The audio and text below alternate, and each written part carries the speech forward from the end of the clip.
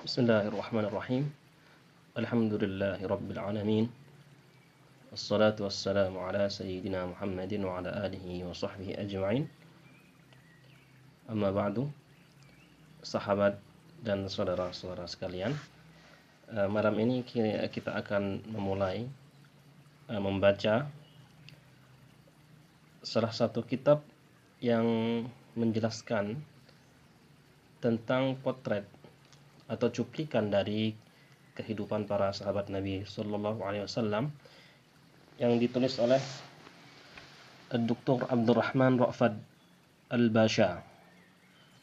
Kitab ini menghimpun beberapa kisah para sahabat Nabi Sallallahu Alaihi Wasallam. Kitab ini menuliskan atau beliau menulis tentang kisah atau profil singkat para sahabat Nabi Sallallahu Alaihi Wasallam serta bagaimana para sahabat Rasulullah Sallallahu Alaihi Wasallam pada masa tersebut berinteraksi dengan baginda Rasulullah Sallallahu Alaihi Wasallam yang merupakan teladan bagi mereka semua. Baik, langsung saja kita mulai pada pembacaan kitab ini. Dr. Abdurrahman Ra'fad Al-Basha, beliau memulai kitab ini dengan menuliskan Bismillahirrahmanirrahim, dengan menyebut nama Allah yang Maha Rahman, yang Maha Pengasih lagi Maha Penyayang. Ya Allah, sungguh aku mencintai para sahabat Nabi-Mu, Nabi Muhammad sallallahu alaihi wasallam dengan sebenar-benarnya cinta dan dengan sedalam-dalamnya cinta.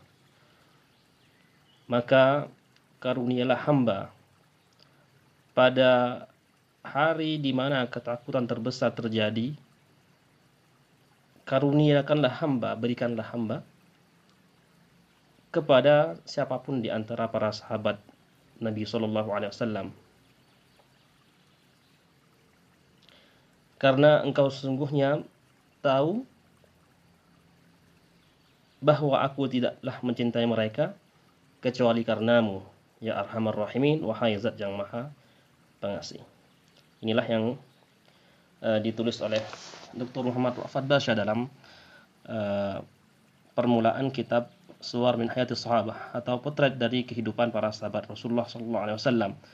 Beliau begitu memiliki rasa tawadhu, memiliki rasa bersimpuh, rasa hina di hadapan Allah Subhanahu wa taala. Bahkan beliau merasa diri beliau tidak pantas untuk mendapatkan amal-amal atau pahala di akhirat kelak kecuali dengan perantara para sahabat.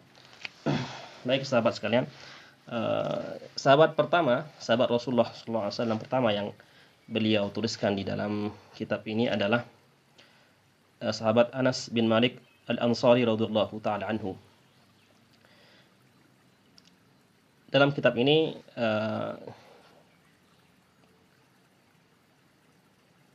kita akan langsung ke terjemahnya saja tanpa membahas satu persatu dari mufradat atau kosakata yang ada dalam kitab ini agar mempersingkat waktu dan sampai pada tujuan dari pembacaan kitab ini, yakni mengambil faedah dari biografi para sahabat baginda Rasulullah sallallahu alaihi wasallam. Beliau menyebutkan salah satu doa yang baginda Rasulullah sallallahu alaihi wasallam doakan untuk Sayyiduna Anas bin Malik Al-Ansari. Rasulullah mengatakan, ya Allah, berikanlah dia rezeki berupa harta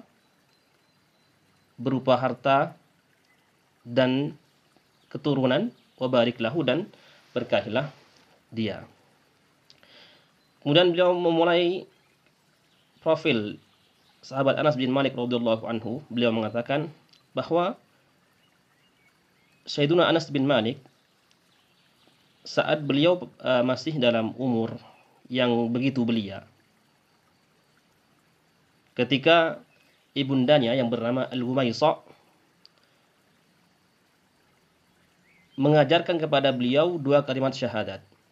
Jadi Al-Ghumaisah, ibunda sahabat Anas bin Malik radhiyallahu anhu yang bernama Al-Ghumaisah mengajarkan beliau 2 kalimat syahadat saat beliau dalam umur yang begitu belia. Dan Al-Ghumaisah ini memenuhi hati Sayyidina Anas bin Malik yang pada saat itu begitu suci, begitu murni dengan rasa cinta kepada baginda Rasulullah sallallahu alaihi wasallam. Dengan didikan dari Al-Ghumaisah ini, tumbuhlah rasa cinta di dalam hati Sayyidina Anas bin Malik radhiyallahu anhu kepada baginda Rasulullah sallallahu alaihi wasallam. Pada saat itu Sayyidina Anas bin Malik dan Al-Ghumaisah, Sayyidah Al-Ghumaisah belum pernah berjumpa dengan baginda Rasulullah sallallahu alaihi wasallam. Karena pada saat itu baginda Rasulullah sallallahu alaihi wasallam belum hijrah ke Madinah Al-Munawwarah. Beliau saat itu sedang berada di Makkah. Namun dalam catatan sejarah bahwa Islam telah tersebar di Madinah sebelum baginda Rasulullah sallallahu alaihi wasallam hijrah ke Madinah. Dan termasuk dari para sahabat yang memeluk agama Islam sebelum datangnya baginda Rasulullah sallallahu alaihi wasallam ke Madinah adalah Al-Ghumaisah, Sayyidah Al-Ghumaisah, ibunda Sayyidina Anas bin Malik radhiyallahu taala anhu. Jadi Sayyidina Anas bin Malik ini telah mendengar bagaimana sifat baginda Rasulullah sallallahu alaihi wasallam, bagaimana keindahan perilaku, keindahan akhlak baginda Rasulullah sallallahu alaihi wasallam dari ibundanya, sehingga Sayyidina Anas bin Malik dalam hatinya sudah tumbuh cinta kepada baginda Rasulullah SAW, padahal beliau belum pernah berjumpa dengan baginda Rasulullah SAW. Dan sudah bukan merupakan hal yang aneh. Kadang-kadang memang seseorang merindukan sesuatu, cinta kepada sesuatu, hanya cukup dengan mendengar saja tanpa melihatnya. Oleh karena itu, sahabat sekalian, sudah sepatutnya kita semua untuk menanamkan rasa cinta kepada baginda Rasulullah SAW. Meskipun kita tidak pernah berjumpa kepada beliau, setidaknya kita dengan membaca sirah baginda Rasulullah SAW, kita menumbuhkan rasa cinta kepada beliau SAW. Kemudian dia mengatakan, sudah begitu besar keinginan Sayyidina Anas bin Malik radhiyallahu taala anhu untuk menemui baginda Rasulullah sallallahu alaihi wasallam di Makkah. Rasa cintanya mendorong untuk berjumpa dengan baginda Rasulullah sallallahu alaihi wasallam. Atau setidaknya jika beliau tidak bisa menghadap kepada baginda Rasulullah sallallahu alaihi wasallam, baginda Rasulullah yang datang ke Madinah agar Sayyidina Anas bin Malik radhiyallahu taala anhu dapat melihat baginda Rasulullah sallallahu alaihi wasallam di Madinah. Dan tidak lama dari waktu tersebut hingga tersebarlah berita di Madinah bahwa baginda Rasulullah sallallahu alaihi wasallam dan sahabatnya Sayyidina Abu Bakar As-Siddiq sedang berada di perjalanan menuju Madinah Al-Munawwarah. Dan berita ini tentunya merupakan suatu kabar yang begitu menggembirakan bagi Sayyidina Anas bin Malik dan bagi para sahabat baginda Rasulullah sallallahu alaihi wasallam yang berada di Madinah. Maka semenjak kabar ini tersebar, para sahabat Rasulullah sallallahu alaihi wasallam yang berada di Madinah dan belum pernah berjumpa dengan baginda Rasulullah sallallahu alaihi wasallam, mereka sangat mendambakan dan menginginkan untuk melihat baginda Rasulullah sallallahu alaihi wasallam. Hati dan mata mereka ingin berjumpa dengan Rasulullah sallallahu alaihi wasallam. Dan setiap pagi para pemuda yang di antara mereka terdapat Sayyidina Anas bin Malik menanti kedatangan baginda Rasulullah SAW hingga tiba pada suatu saat di mana kabar tentang kedatangan baginda Rasulullah SAW telah benar-benar terjadi dan benar-benar baginda Rasulullah SAW datang. Setiap pagi mereka menantikan kedatangan baginda Rasulullah SAW, melihat jalan masuk ke kota Madinah, tapi mereka kerap kali tidak mendapati baginda Rasulullah SAW. Hingga pada suatu pagi para laki-laki kota Madinah mengatakan bahwa baginda Rasulullah SAW benar-benar telah datang.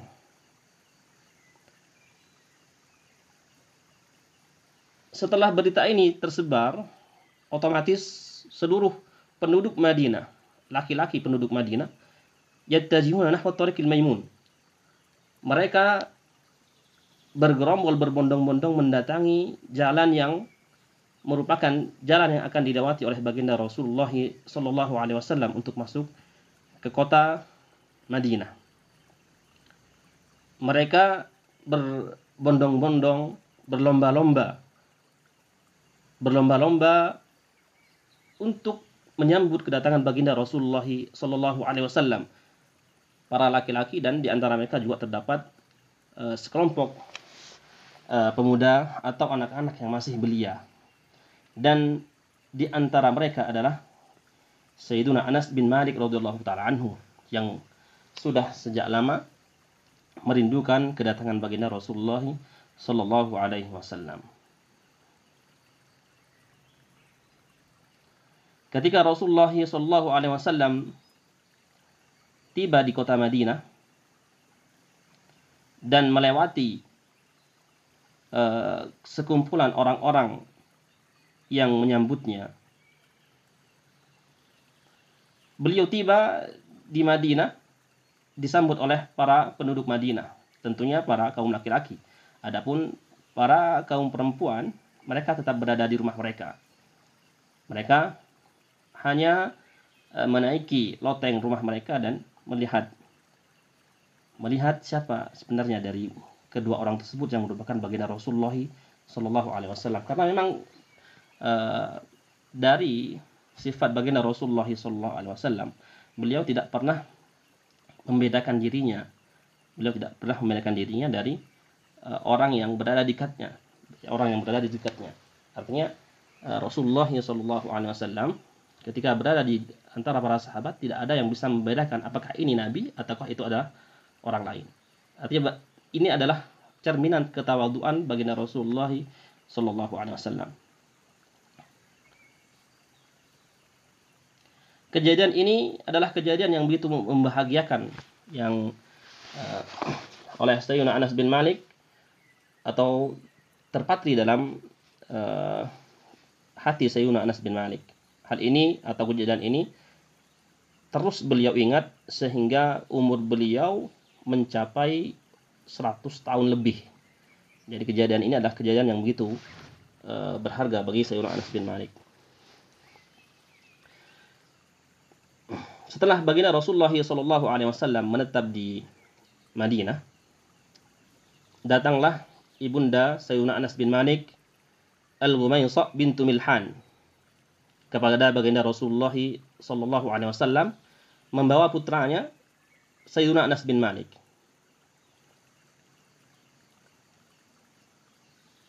Sayyidina Anas bin Malik yang pada waktu itu masih kecil, beliau berada di depan ibunya. Beliau memiliki dua rambut jambul yang bergerak di atas wajah beliau. Kemudian ibunda Sayyidina Anas bin Malik memberi salam kepada baginda Rasulullah SAW seraya berkata, "Wahai Rasulullah,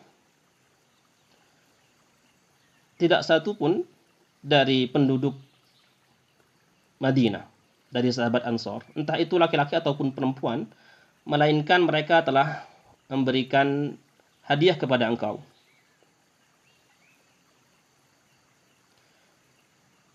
Namun diriku tidak memiliki apapun untuk aku berikan kepada engkau, wahai baginda Rasulullah SAW, selain anakku ini. Jadi Sayyidah Gumaisah ingin memberikan hadiah kepada baginda Rasulullah SAW, namun beliau tidak memiliki apa-apa untuk dihadiahkan kepada baginda Rasulullah SAW. Jadi beliau hadiahkan putranya yang tercinta, Sayyidina Anas bin Malik, yang pada waktu itu masih kecil, kepada baginda Rasulullah SAW. Jadi hadiahnya merupakan anak kesayangannya. Beliau mengatakan, ambillah Anas bin Malik, biarkan Anas bin Malik menjadi pembantumu. Apapun yang kau butuhkan, biarkan Anas bin Malik yang menjadi pembantumu.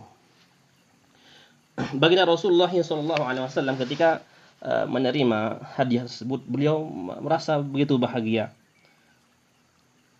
Dan beliau mengusap kepala Sayyidina Anas bin Malik dengan tangan beliau yang mulia, dan juga beliau mengusap jambul beliau dengan jari-jari beliau. Dan Sayyidina Anas bin Malik yang saat itu masih kecil, dimasukkan oleh beliau masuk ke rumah beliau dan berkumpul dengan keluarga baginda Rasulullah SAW. Sayyidina Anas bin Malik radhiyallahu taala anhu,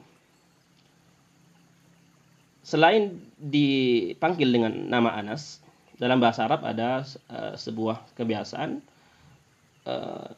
memanggil anak kecil dengan bahasa sayang. Jadi bahasa sayang dalam bahasa Arab menggunakan, orang-orang Arab menggunakan cara tasghir. Jadi Sayyidina Anas bin Malik dipanggil Unais oleh orang-orang terdekatnya, dan begitu pula oleh baginda Rasulullah SAW sebagai panggilan sayang kepada Sayyidina Anas bin Malik. Dan beliau, Sayyidina Anas bin Malik radhiyallahu taala anhu, tetap berada dalam penjagaan dan perhatian Rasulullah SAW. Beliau terus berkhidmah, beliau terus membantu Rasulullah SAW, menjadi membantu Rasulullah SAW dari beliau kecil hingga baginda Rasulullah SAW wafat. Dan Sayyidina Anas bin Malik bersama baginda Rasulullah SAW selama 10 tahun. Dalam waktu 10 tahun tersebut, Sayyidina Anas bin Malik tentunya mengambil banyak faedah dari baginda Rasulullah SAW. Entah hal tersebut faedah yang berupa ilmu hadis dari baginda Rasulullah SAW, entah hal tersebut dalam meneladani akhlak beliau atau hal-hal yang lain. Dan Sayyidina Anas bin Malik sebagai orang yang begitu dekat dengan Rasulullah SAW, tentunya beliau sangat tahu bagaimana akhlak baginda Rasulullah SAW. Dr. Muhammad Ra'fat Basha menyebutkan bahwa Sayyidina Anas bin Malik radhiyallahu taala anhu melihat baginda Rasulullah SAW, bagaimana beliau memperlakukan Sayyidina Anas bin Malik dengan perlakuan yang begitu mulia. Sayyidina Anas bin Malik merasakan dari baginda Rasulullah SAW begitu besarnya cinta beliau kepada Sayyidina Anas bin Malik dan kepada orang-orang yang di sekitarnya. Oleh karena itu Dr. Muhammad Ra'fat Basha mengatakan, biarlah kita dengarkan bagaimana Sayyidina Anas bin Malik menceritakan kedekatan beliau dengan baginda Rasulullah SAW. Beliau mengatakan, Sayyidina Anas bin Malik pernah berkata, ini adalah kisah yang Sayyidina Anas bin Malik alami sendiri dengan baginda Rasulullah SAW. Pada suatu hari,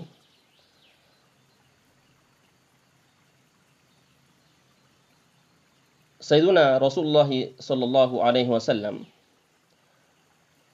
memerintahkanku untuk suatu hajat, suatu keperluan.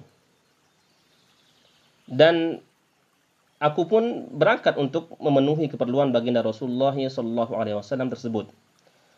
Lantas beliau mengatakan, ya, dan beliau pada saat itu tentunya masih dalam umur yang masih kecil. Beliau mengatakan, aku di perjalanan bertemu dengan sekelompok anak-anak kecil yang sedang bermain.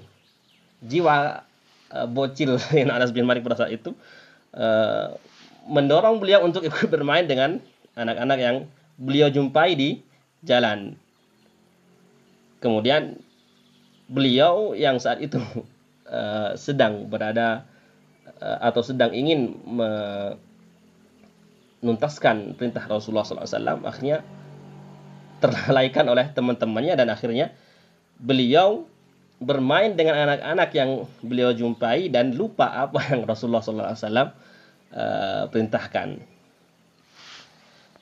Beliau mengatakan, ketika aku sudah berada di tengah-tengah mereka, tiba-tiba aku merasa ada seorang yang berdiri di belakangku. Kemudian orang tersebut menarik bajuku. Aku pun menoleh. Ternyata itu adalah baginda Rasulullah SAW. Beliau tersenyum dan mengatakan, wahai Unais, ini panggilan sayang Rasulullah SAW kepada beliau. Wahai Unais, apakah kamu sudah melakukan apa yang telah aku perintahkan? Sayyidina Anas bin Malik pada saat itu gemetar dan mengatakan, na'am. Ya, wahai Rasulullah, saya sudah lakukan apa yang engkau perintahkan. Aku akan berangkat sekarang, wahai Rasulullah. Ini Sayyidina Anas bin Malik radhiyallahu taala anhu. Beliau kemudian mengatakan, wallahi, demi Allah, aku telah melayani beliau, membantu beliau, menjadi pembantu beliau selama 10 tahun, dan beliau tidak pernah mengatakan kepada aku, karena apa yang aku lakukan, kenapa kamu melakukan ini? Beliau tidak pernah menegur dengan teguran tersebut. Itulah cara baginda Rasulullah SAW dalam memperlakukan Sayyidina Anas bin Malik. Dan beliau mengatakan juga, dan beliau tidak pernah mengatakan ketika aku tidak melakukan perintah beliau, kenapa kamu tidak melakukannya? Nah, ini adalah salah satu akhlak baginda Rasulullah sallallahu alaihi wasallam. Dan seperti yang telah disebutkan di awal bahwa Sayyidina Anas bin Malik radhiyallahu taala anhu yang telah mendapatkan dari baginda Rasulullah sallallahu alaihi wasallam kesempatan untuk duduk begitu lama untuk mengambil ilmu dan teladan dari baginda Rasulullah sallallahu alaihi wasallam, beliau tentunya memiliki berbagai macam faidah dari baginda Rasulullah sallallahu alaihi wasallam. Di antara yang Dr. Abdurrahman Ra'fat Basha yang beliau sebutkan dalam kitab ini, beliau mengatakan bahwa baginda Rasulullah sallallahu alaihi wasallam pernah berpesan kepada Sayyidina Anas bin Malik. Beliau mengatakan, wahai anakku, beliau mengatakan kepada Sayyidina Anas bin Malik, wahai anakku, jika kamu mampu untuk masuk waktu pagi dan masuk waktu sore atau waktu malam, dan kamu tidak memiliki rasa dengki, rasa benci kepada seorang pun dari umat Islam, maka lakukanlah.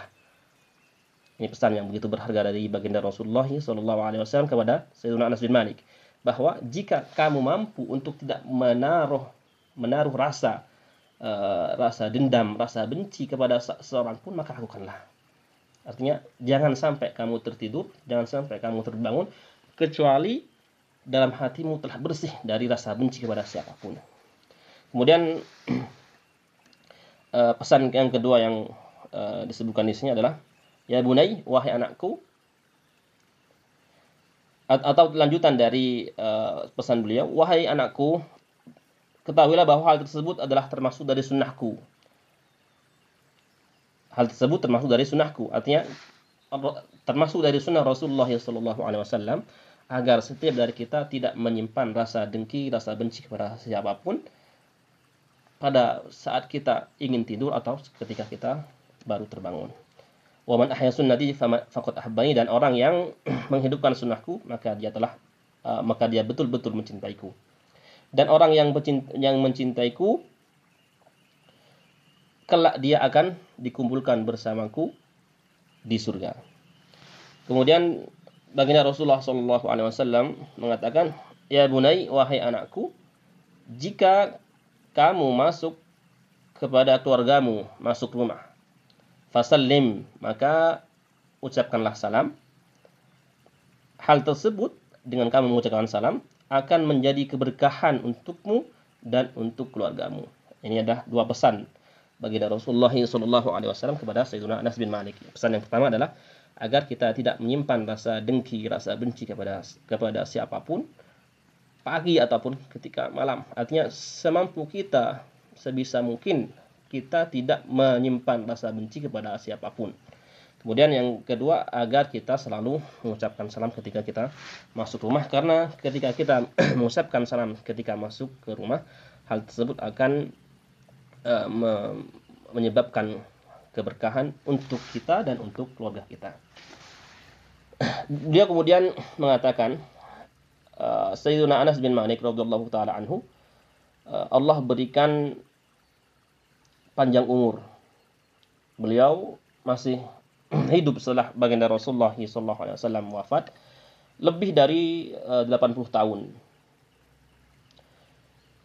Pada jangka waktu tersebut, dalam jangka waktu 80 tahun, tentunya Sayyidina Anas bin Malik radhiyallahu taala anhu menyebarkan ilmu yang telah beliau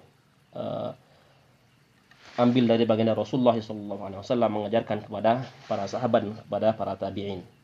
Dan beliau menghidupkan hati-hati para umat Islam dengan menyebarkan hadis-hadis baginda Rasulullah SAW dan menyebarkan kepada umat Islam keindahan tutur kata baginda Rasulullah SAW dan keindahan perilaku baginda Rasulullah SAW. Pada kurun waktu tersebut selama 80 tahun beliau hidup setelah wafat baginda Rasulullah SAW.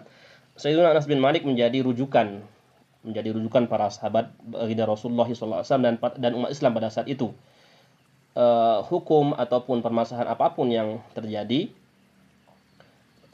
para sahabat atau umat Islam pada saat itu kembali kepada Sayyidina Anas bin Malik untuk menyelesaikan permasalahan yang mereka hadapi.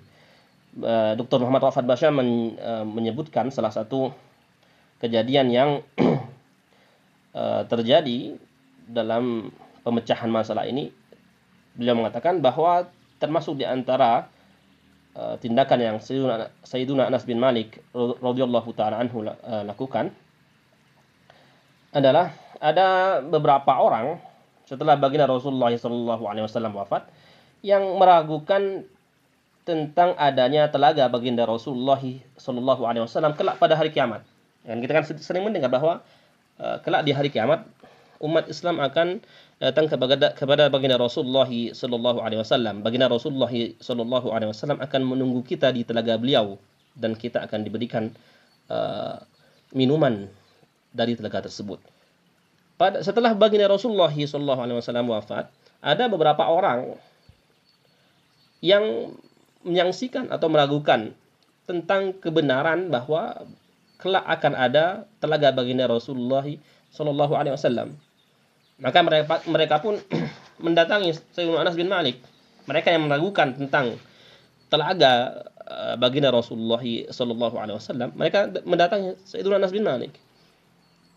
Apa jawaban Sayyidina Anas bin Malik? Beliau mengatakan, aku tidak menyangka bahwa aku akan hidup semenjang ini dan melihat orang seperti kalian yang masih meragukan dan memperdebatkan masalah telaga baginda Rasulullah SAW. Artinya ini merupakan hal yang begitu aneh jika ada seorang yang meragukan kebenaran atau eksistensi dari telaga baginda Rasulullah SAW. Beliau kemudian mengatakan, aku telah hidup selama ini dan banyak yang telah meninggal setelahku. ketika mereka sholat, setelah sholat mereka pasti meminta kepada Allah Subhanahu wa taala agar diberikan minuman dari telaga baginda Rasul sallallahu alaihi wasallam.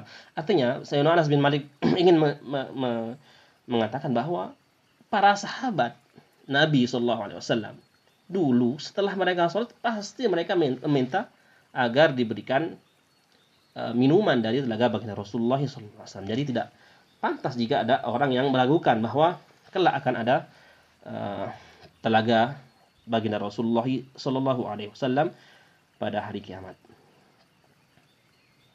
Dan setelah kepergian baginda Rasulullah sallallahu alaihi wasallam, tentu Sayyidina Anas bin Malik akan merasakan hal-hal yang begitu pahit dan begitu menyakitkan.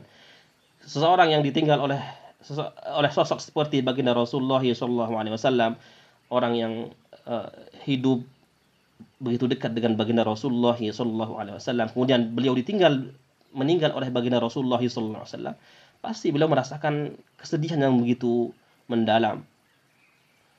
Beliau mengingat dua hal yang begitu terkesan dalam hidup beliau.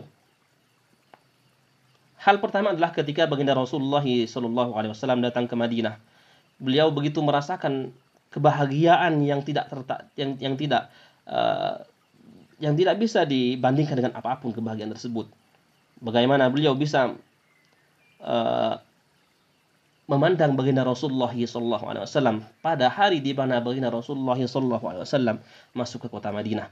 Kemudian hal yang kedua adalah Sayyidina Anas bin Malik radhiyallahu taala anhu sangat mengingat kejadian di mana baginda Rasulullah sallallahu alaihi wasallam wafat.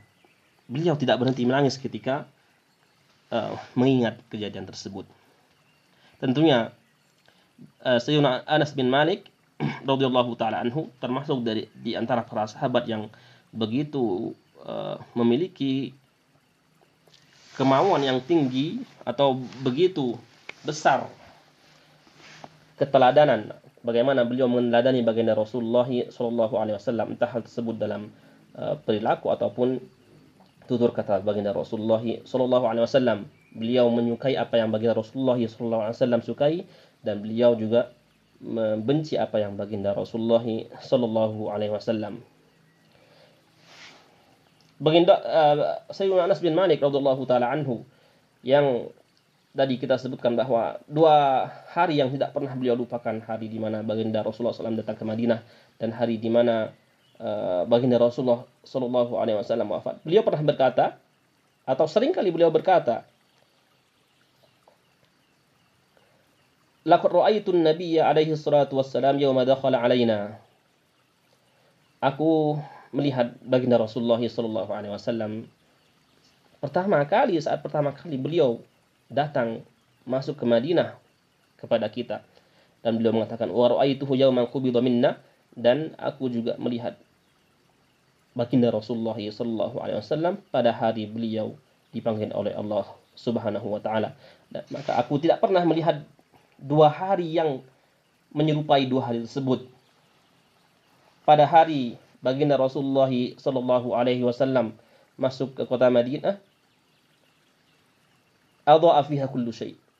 Seluruh apapun yang ada di Madinah pada saat baginda Rasulullah sallallahu alaihi wasallam masuk, seluruh kota Madinah bercahaya. Itu kata Sayyidina Anas bin Malik. Kemudian dia mengatakan, dan pada hari di mana beliau akan meninggal, beliau akan menghadap kepada Allah Subhanahu wa taala, kota Madinah atau seluruh kota Madinah menjadi gelap gulita. Beliau mengatakan, akhir kali saya melihat baginda Rasulullah sallallahu alaihi wasallam adalah pada hari Senin. Pada hari Senin, ketika dibukanya penutup atau tirai dari kamar baginda Rasulullah sallallahu alaihi wasallam. Saat itu baginda Rasulullah sallallahu alaihi wasallam sakit dan beliau tidak keluar selama beberapa hari untuk melakukan sholat jamaah.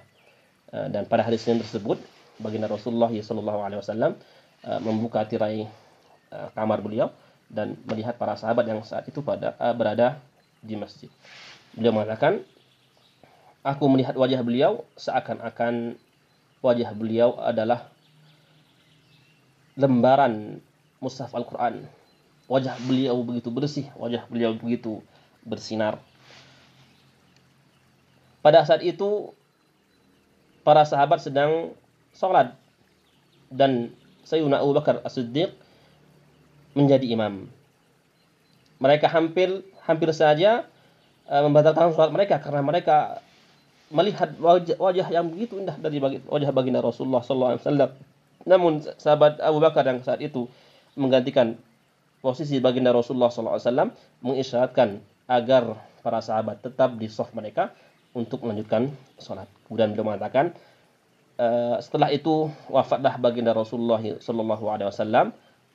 Akhir hari Senin baginda Rasulullah SAW wafat. Beliau mengatakan, kami tidak pernah melihat setelah itu suatu hal yang lebih menakjubkan daripada, atau hal yang lebih menakjubkan dari saat ketika kita menutupi wajah baginda Rasulullah SAW dengan tanah. Artinya mereka sangat terkejut, mereka sangat merasa terpukul ketika mereka ingat bagaimana mereka dengan sadar mereka menutupi jasad baginda Rasulullah, menutupi wajah baginda Rasulullah SAW dengan tanah untuk mereka kebumikan. Baik, kemudian di sini disebutkan bahwa Rasulullah SAW mendoakan Sayyidina Anas bin Malik lebih dari satu kali dengan doa-doa beliau yang mustajab. Dan di antara doa beliau adalah yang tadi kita baca di awal kisah, bahwa Rasulullah SAW mengatakan kepada Sayyidina Anas bin Malik, Allahumma rzuqhu malan wa waladan wa barik lahu. Ya Allah, berilah Anas bin Malik rezeki yang berupa harta, berupa keturunan, dan berkahilah Anas bin Malik dalam rezekinya. Dan Allah Subhanahu wa taala benar-benar mengijabah doa baginda Rasulullah sallallahu alaihi wasallam, sehingga pada buku-buku sejarah disebutkan bahwa Sayyidina Anas bin Malik merupakan salah satu para sahabat yang paling kaya dan salah satu sahabat yang paling banyak memiliki keturunan. Bahkan disebutkan bahwa beliau Sayyidina Anas bin Malik memiliki anak dan cucu yang lebih dari 100. Ini keberkahan dari doa baginda Rasulullah sallallahu alaihi wasallam. Jadi Allah Subhanahu wa taala memberikan keberkahan selama 100 tahun penuh dengan doa baginda Rasulullah sallallahu alaihi wasallam, bahkan lebih. Dan dengan kedekatan Sayyidina Anas bin Malik radhiyallahu taala anhu dengan baginda Rasulullah sallallahu alaihi wasallam, ini tidak serta-merta membuat beliau menjadi ujub, menjadi bangga diri sehingga beliau merasa pantas untuk masuk surga dengan baginda Rasulullah sallallahu alaihi wasallam. Tidak. Bahkan beliau dalam doanya sering mengatakan bahwa beliau mengatakan, inni la arju an alqa Rasulullah sallallahu alaihi wasallam fi yaumil qiyamah. Sungguh kelak pada hari kiamat aku berharap untuk berjumpa dengan baginda Rasulullah sallallahu alaihi wasallam, dan mengatakan kepada beliau, wahai Rasulullah, ini Anas bin Malik adalah pembantumu ketika di dunia. Wahai Rasulullah, ini Anas bin Malik pembantumu ketika dunia, ketika berada di dunia. Semoga kita diakui oleh Allah Subhanahu wa taala sebagai umat baginda Rasulullah sallallahu alaihi wasallam. Kemudian beliau mengatakan, dan ketika Sayyidina Anas bin Malik sakit yang akhirnya beliau meninggal dengan sakit tersebut, beliau mengatakan, laqinuni la ilaha illallah Muhammadur Rasulullah.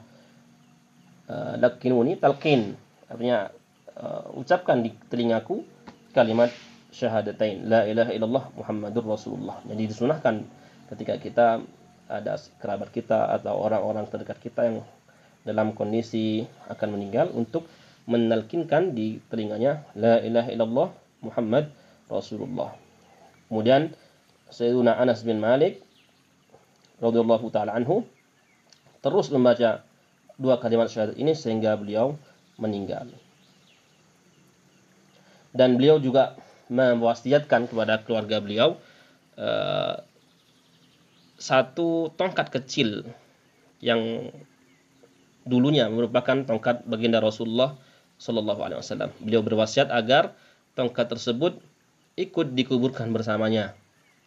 Maka tongkat tersebut akhirnya diletakkan di samping beliau, di samping Sayyidina Anas bin Malik, dan di antara kafan dan di antara tubuh Sayyidina Anas bin Malik radhiyallahu taala anhu. Baiklah, sahabat sekalian, ini mungkin yang dapat kita baca dari biografi singkat Sayyidina Anas bin Malik radhiyallahu taala anhu.